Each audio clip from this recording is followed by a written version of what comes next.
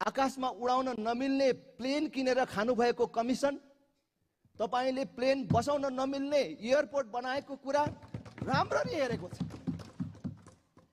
त्यसकारण तपाईले जतिसुकै शब्दको आवरण दिए पनि अब नेपाली जनता र युवा पुस्ता मान्नेवाला छैन। तपाईले नेपाली युवालाई भुटानी शरणार्थी बनाएर बेचेर आफ्नो व्यापार चलाउन खोजेको कुरा हेरिराखेको छ। तपाईले जबसम्म आफ्नो व्यवहारमा सुधार गर्नुहुन्न नि, तपाईको गणतन्त्रको विरोध चलिराख्छ मात्र होइन, जनताले उल्टाउँछन्। तपाई इतिहासको कुरा गर्नुहुन्छ, इतिहास पढ्नु भएको छैन? बेलायतमा राजा निरङ्कुश भए भनेरै चार्ल्स प्रथमलाई काटेरै मारियो नि, फाँसीमै चढाइयो नि।